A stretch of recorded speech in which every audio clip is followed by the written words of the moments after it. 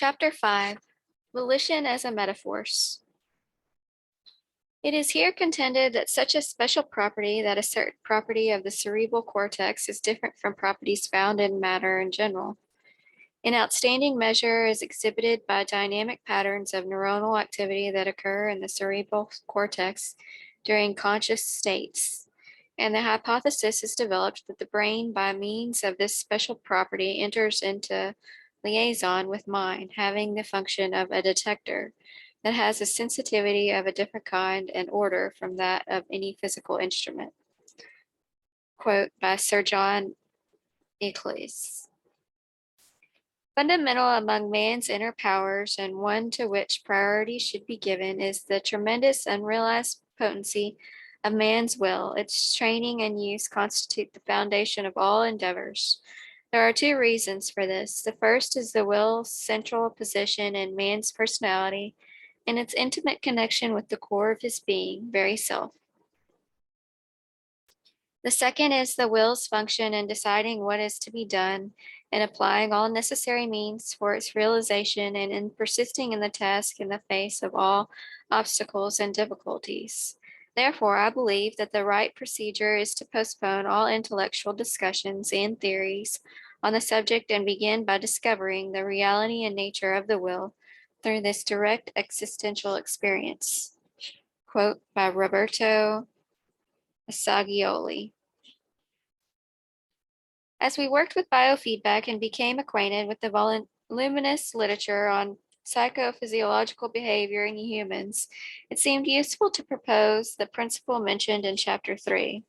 We believe that this principle refers to a fundamental characteristic of human functioning. It affirms every change in the physiological state is accompanied by an appropriate change in the mental emotional state, conscious or unconscious, and conversely, every change in the mental emotional state, conscious or unconscious, is accompanied by an appropriate change in the physiological state. The principle is closed, by which we mean the body affects the mind affects the body, and then the new body state affects the mind, and so on. Whenever these psychophysiological operations are coupled with volition, psychosomatic self-regulation occurs. This principle is supported by our own work and experience and by other sources as well, including data gathered by many other scientists, physicians, and therapists who have worked with biofeedback training over the last decade. As we pointed out before, this closed-loop system is similar to a furnace and thermostat system. If you set the thermostat in your house at 70 degrees,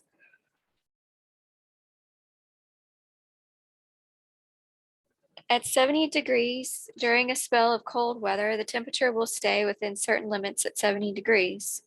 If the house cools off, the thermostat detects this cooling and turns the furnace on. When the temperature of the house reaches a degree or so above 70, the thermostat detects this and turns the furnace off. In other words, the furnace affects the thermostat affects the furnace, and so on. Furnace thermostat system is built to be a closed-loop system for our convenience. We can choose to set the thermostat at some temperature and the system will remain where we put it. If we decide that 70 degrees is not quite warm enough and change the thermostat to 72 degrees, then we add a new factor to the temperature equation of our house, ourselves, our volition. The hand that resets the thermostat is the instrument of our volition.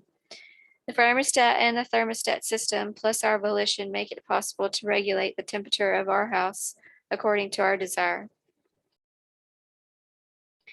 Our volition also makes possible self-regulation inside our skins.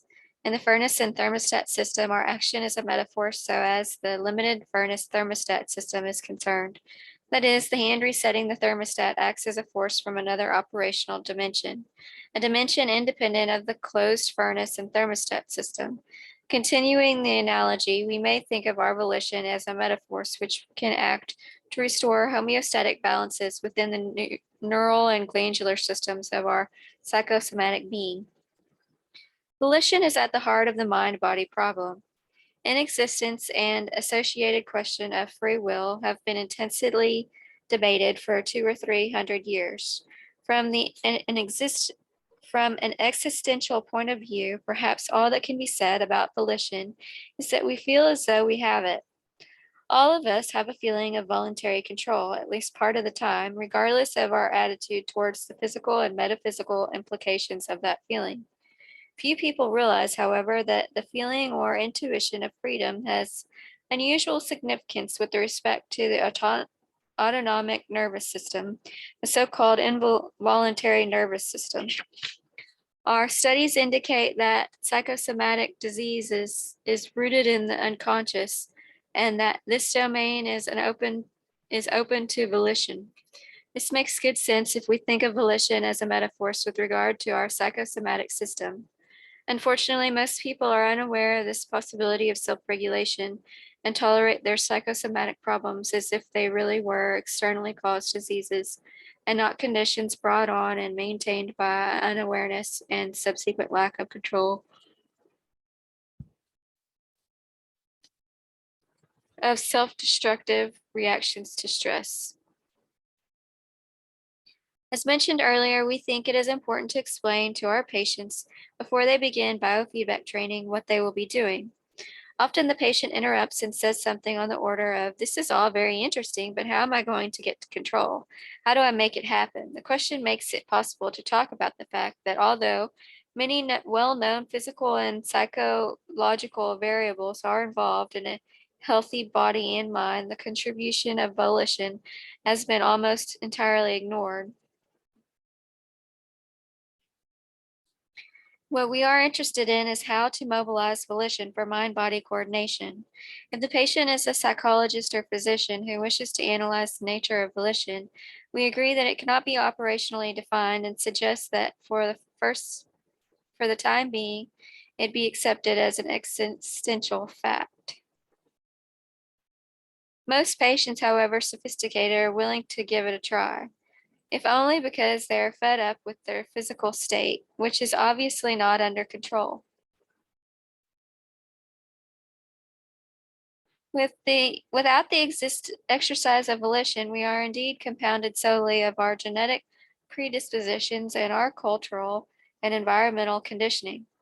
Fortunately, however, this grim imprisonment is unnecessary. Some of our most successful people are those who learn to shape their minds and bodies to their wills against high odds. Franklin Delano Roosevelt is one example. Ben Hogan, one of the all-time champion golfers, is another.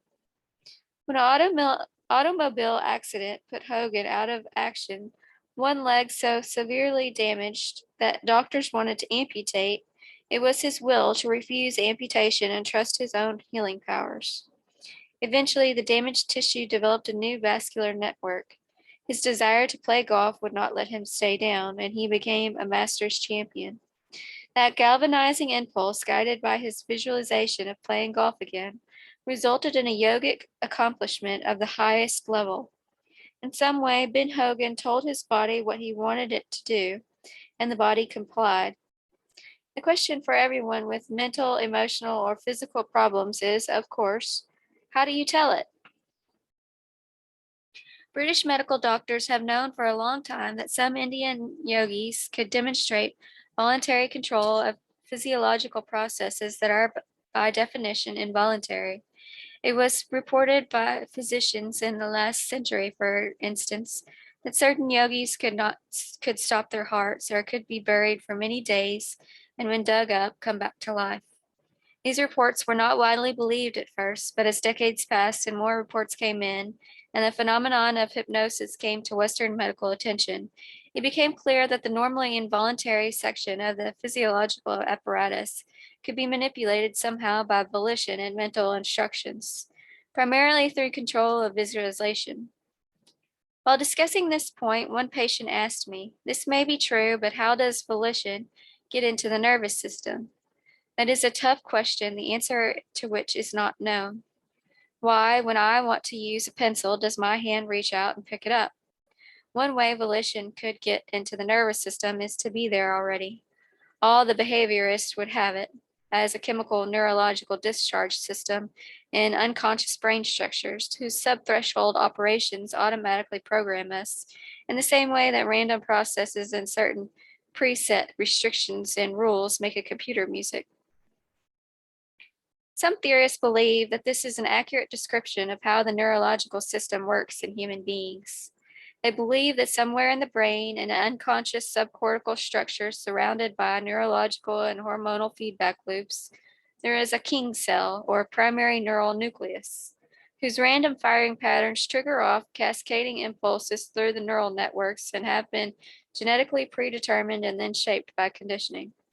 The spontaneous activity in these subconscious networks takes account of all drives and primal motivations, as well as innumerable other variables, and eventually projects neurological patterns into the cortex. At which point we say, I just got a good idea. This is the view from a hardline behaviorist position. A theoretical position that seems more accurate to us, however, takes into account the data of parapsychology as evidence that mind has general characteristics outside the skin, as well as special characteristics inside the skin. We think the parapsychological data on psychokinesis, mind over matter outside the skin, are particularly compelling in this regard.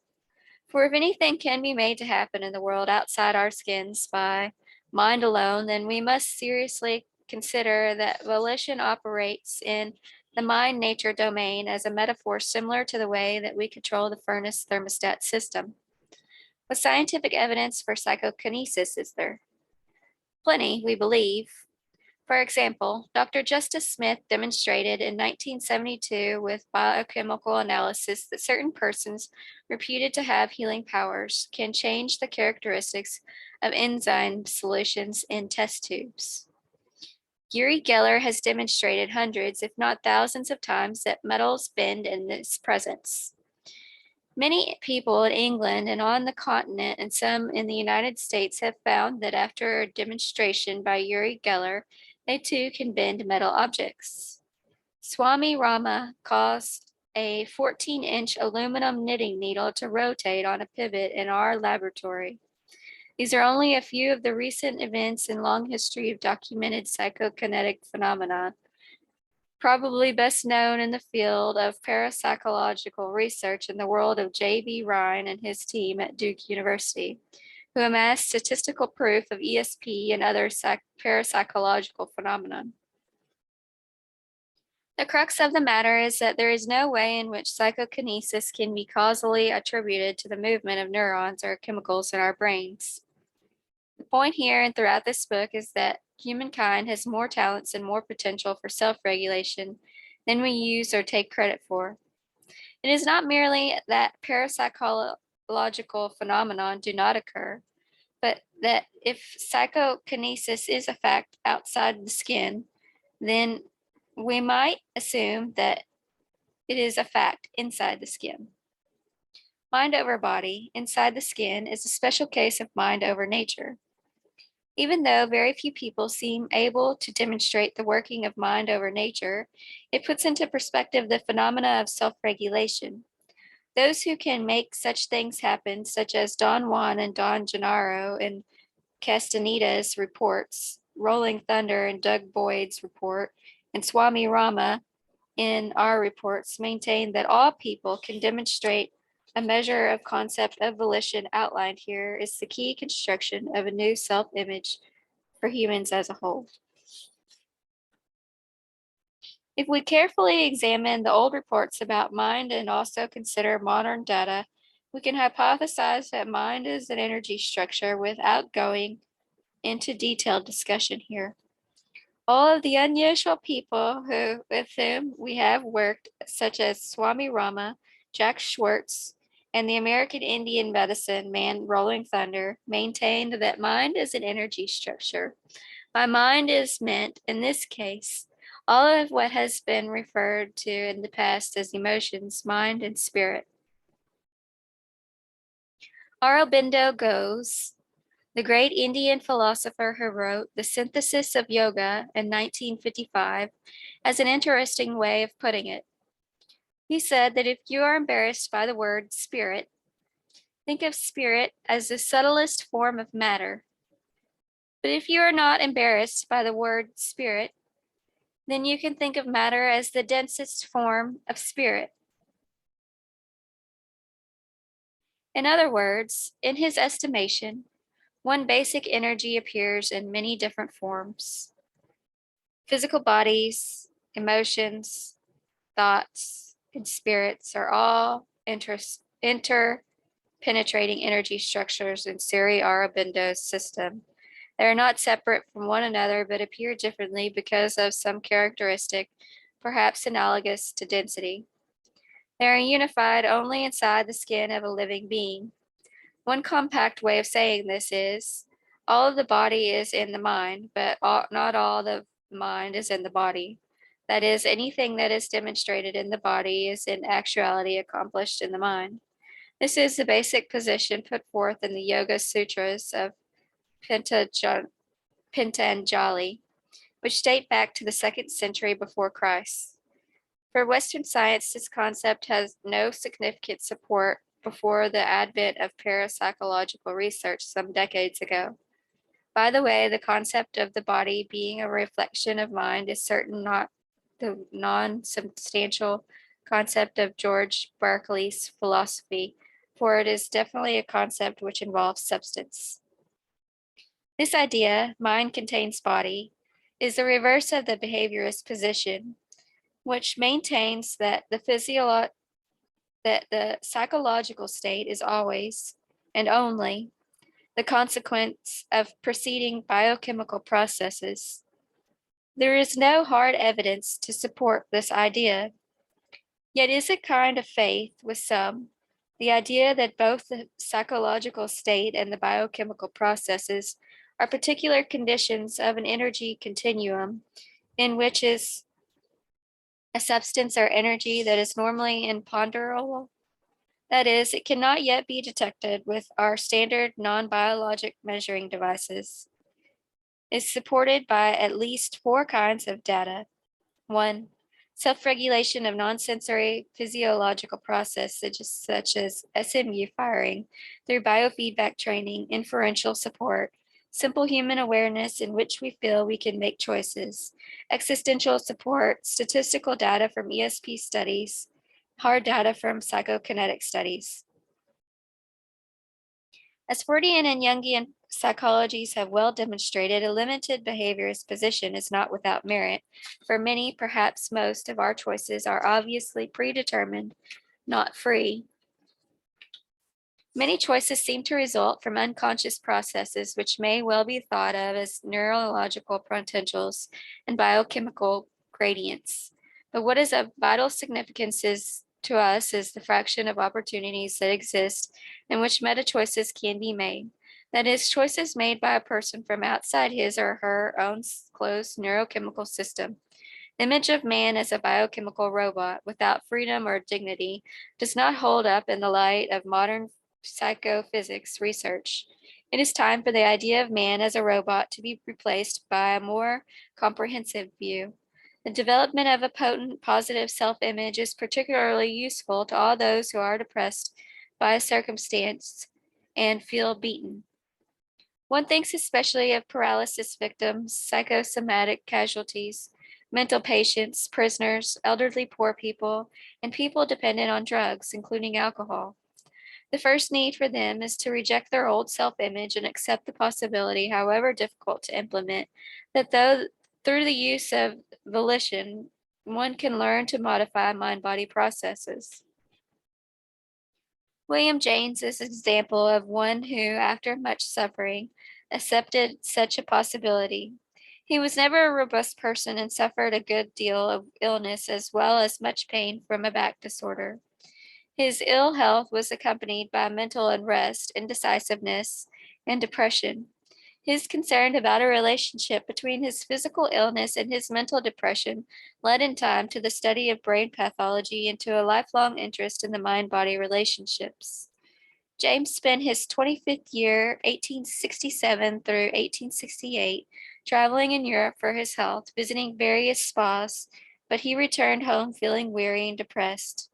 Nevertheless, he studied for and completed his medical examination. In 1870, he suffered a breakdown, which he wrote of in his diary as a great dorsal collapse, carrying with it a moral one.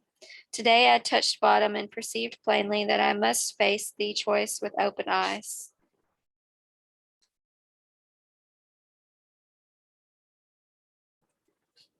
The choice pertained to the question of free will, whether to give up the idea completely or to accept it and follow it.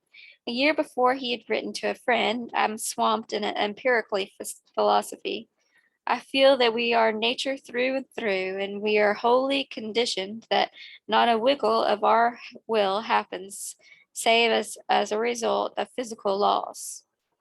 Now he was in need of something that would allow him to draw on this willpower to pull himself out of his depression and pain. It was at this time that he again took up a book of philosophical essays by Charles Renouvier that he had picked up in France just before leaving for home 2 years earlier. He reread Renouvir's definition of free will, the sustaining of a thought because I choose to when I might have other thoughts. He decided to accept it, saying that his first act of free will would be to believe in free will. He would cultivate the feeling of free will, read books supporting it, and act as though its existence had been verified. James recovered from his depression, and his health, although never strong, greatly improved. In 1872, he began teaching at Harvard and embarked on a long, creative, and productive career in philosophy and psychology. Since the heyday of William James at the turn of the century, psychology has suffered from its exclusion of consciousness and attention because they could not be defined in operational terms. The same is true of visualization, imagery, and of course, volition. That is, these words cannot be defined in terms of physical procedures that lead to their measurement. However, they can be experienced. In Western psychophysics, a rapidly developing countercurrent of modern psychology, it is deemed necessary to explore both operational definitions and existential experimental definitions.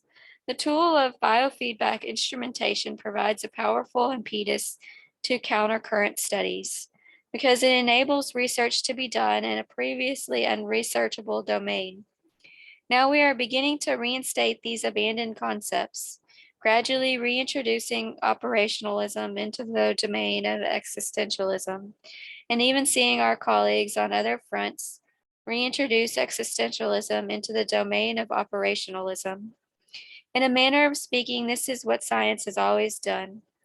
The scientists of the past, whom we now most honor, are those who successfully extended operational knowledge into the domain of existential knowledge.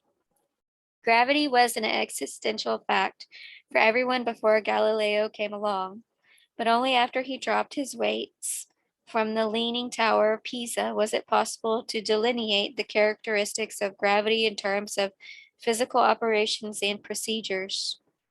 Eventually, as more sensitive instrumentation is developed, we will move away from mainly existential definitions towards operational definitions.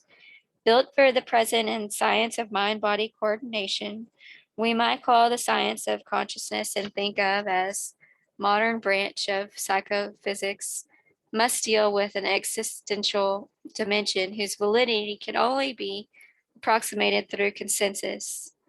The agreement of many observers concerning the nature of the inner terrain. The fact that science has an essential as well as operational characteristic is not new. Percy W. Brigham, an outstanding physicist in the first half of the century and winner of the Nobel Prize for his discoveries in the area of high-pressure physics, pointed out that all measurements are relative to the mental frame of reference of the observer, even such simple measurements as length and width. Every definition and concept in the field of physics involves, as he says, both physical and mental operations. It is worth noting that mental operations are existential by definition. In the domain of psychophysics, many of the operations or procedures are existential only, rather than physical, as in most problems in physics. And we will soon have to cope with existential operations as seeming paradox. But the new tide of existential information, the expansion of consciousness, into uncharted realms will not disappear by being ignored. Attitude is a critical feature in biofeedback training because volition is influenced by what one believes. Although the psychophysiological principle itself is entirely independent of what people believe or do not believe. This fact was first brought about to our attention in Minneapolis about 1939 by John Seaman Garnes, who phrased it, "Mind operates under its own conception of itself." John Lilly, in his book, The Center of the Cyclone, 1972, says somewhat the same thing. In the province of the mind, what is believed to be true is true or becomes true within limits to be found experientially and experimentally. These limits are further beliefs to be transcended. In discussing her concept of mind and matter, Mary Baker Eddy seemed to refer to the same general idea, and Charles Fillmore, the founder of Unity Church, on occasion used almost the same words as John Garnes, and demonstrated many times the effects of basing his life on this concept. The average person, however, was in a bind until the advent of biofeedback training. Consider some examples. One woman who, with the help of a biofeedback machine, was learning to warm her hands, asked, "Do you have to have faith to operate this machine?" The answer was that to begin with, faith was totally unnecessary because the machine is a faith enhancer. No more faith is required to learn to operate it than to learn to drive a car. We do not have to believe or have faith that the car will turn to the left if we turn to the steering wheel to the left. All that is necessary is to try, then we know. Another woman, very pessimistic about her ability to succeed with any biofeedback machine, maintained before her first training session that even if everyone else could do it, she wouldn't be able to. She was a born loser and nothing would work for her. I taped the thermistor, the temperature sensing element of a temperature machine, to the index finger of her right hand and said that the best thing to do was just begin and see what would happen. Although it is not necessary to use phrases for self-programming in order to begin, we have found that the use of autogenic type phrases combined with biofeedback is very effective in initiating change. Appendix 1 contains the list of phrases we use with all patients who are referred to us for biofeedback training. I began with the phrase, "I feel quite quiet."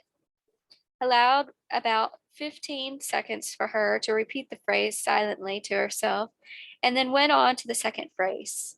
By the time I had reached the 12th phrase, or formula, as it is called in autogenic training, the temperature of the woman's finger has dropped 5 degrees Fahrenheit. I stopped giving her the phrases, showed her the meter, and said, "Congratulations, you really have control."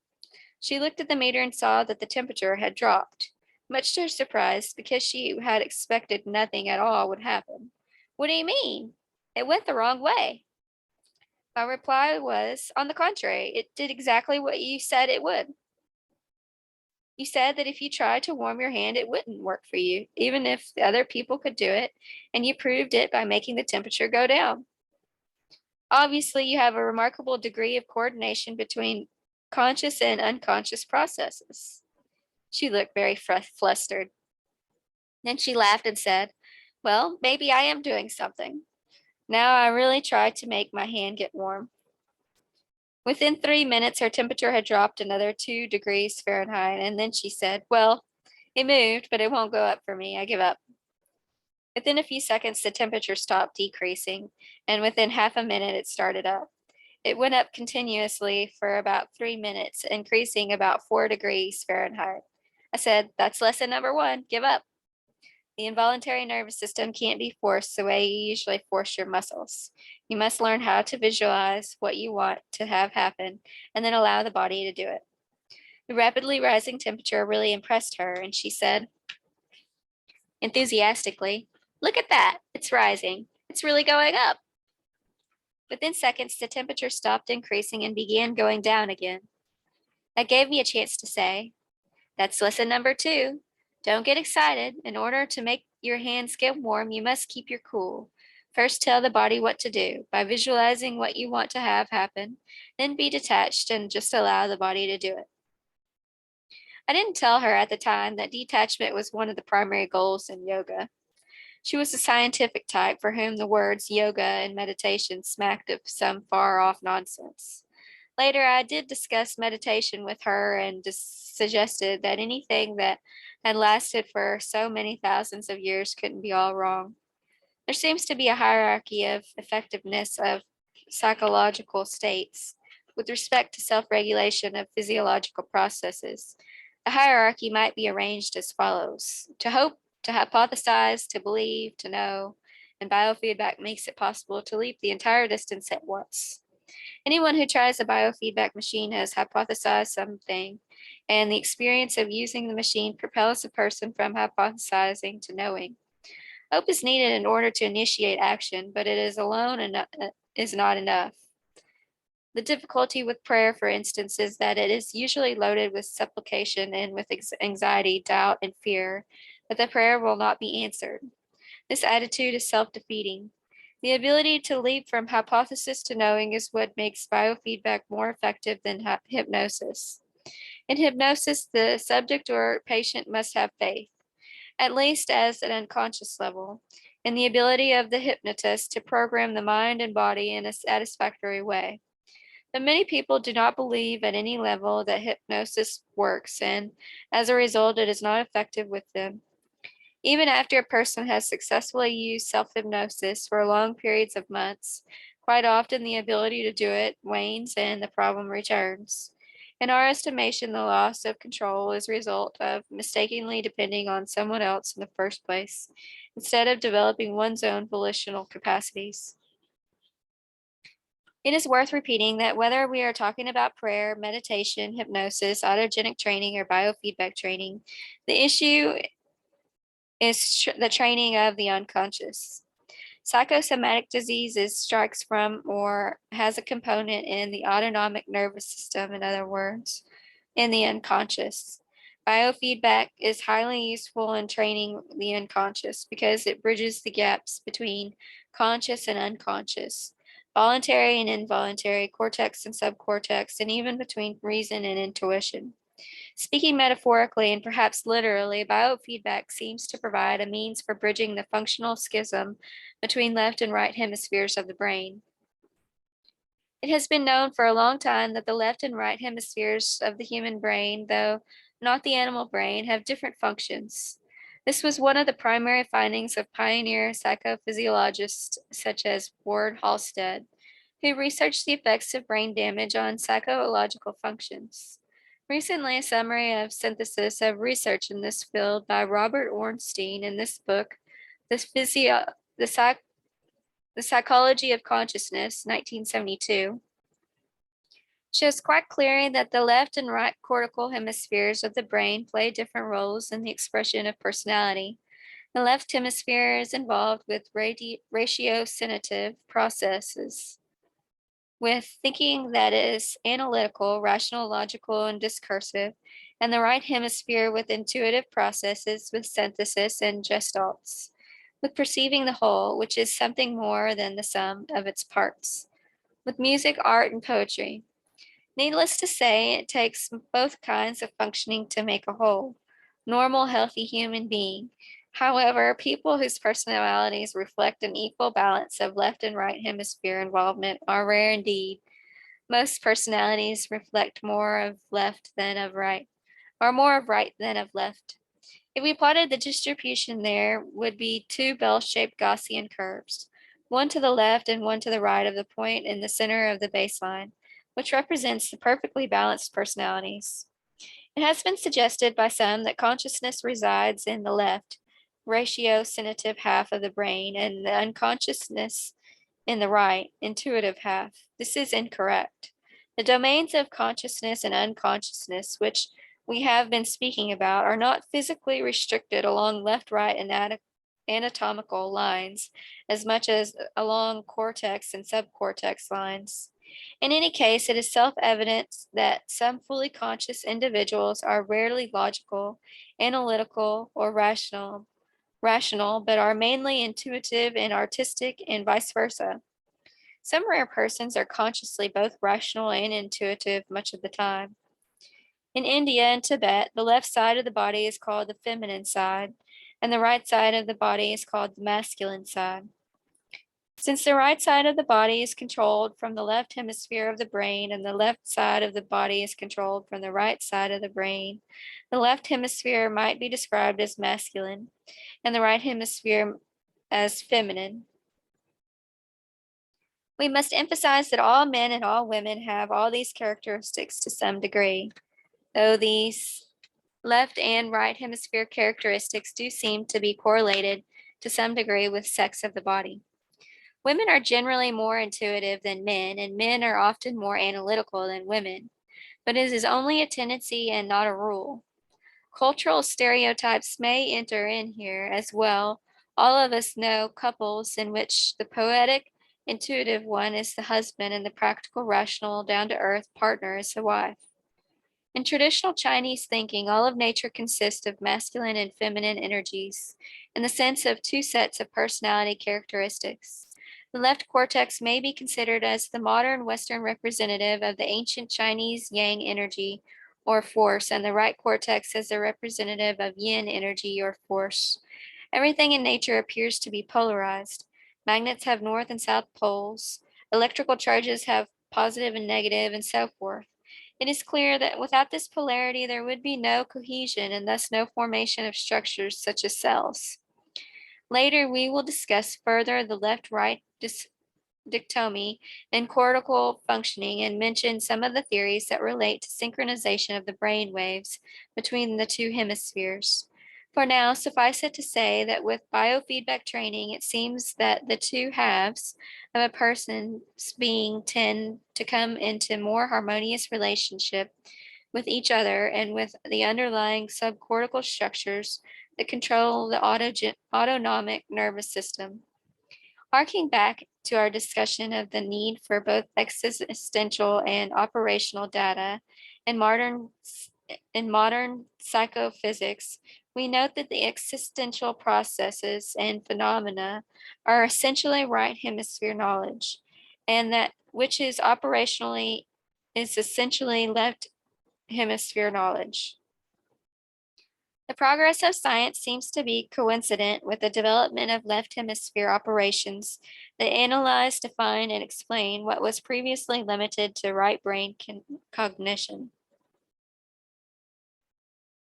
It is often the case that people who are guided more by their left hemisphere than their right think that after they have successfully dismembered an existential state, they have explained it.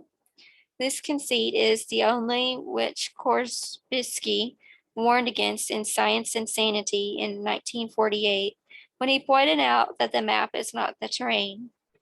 Every left hemisphere model of reality is only that, merely a model, and those predominantly left hemisphere persons who deny their existence space often develop an anti-humanistic bias because of the struggle within their own natures to remain uncontaminated by intuition.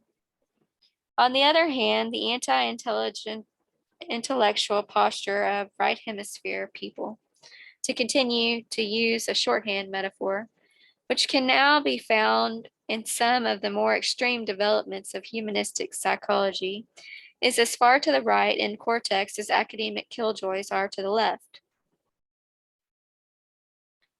Biofeedback training often leads to a synthesis of these characteristics. Perhaps the most unexpected thing that many psychiatrists, medical doctors, and clinicians have observed in patients who use this training for self-regulation of physiological problems in that personality changes accompanied the physiological changes. If we look again at figure 2, we can guess that happened in these patients. In order to change the physiological state that had to change their emotional and mental states, they might have been unaware of the fact that they were doing, thinking that they were changing primarily a physiological state, but their personalities began to reflect the changes. It is as if for each individual there was not only an ideal homeostatic balance in the physiological domain, but also an ideal homeostatic balance in the personality domain. Movement toward the establishment of healthy homeostasis in one tends to bring it to the other. If mind and body are integrated, how could it be otherwise? The healing of the schizoid concept of mind body duality means that a person can be psychosomatically healthier rather than plagued with psychosomatic disease. Psychosomatic disease is the evidence of our schizoid split, but its opposite, psychosomatic health, could become a general feature of human existence. If starting in grade school, people learn not only that mind and body always work together for good or ill, but that one can, with volition, induce them to work together for health, their choices could begin to make it so.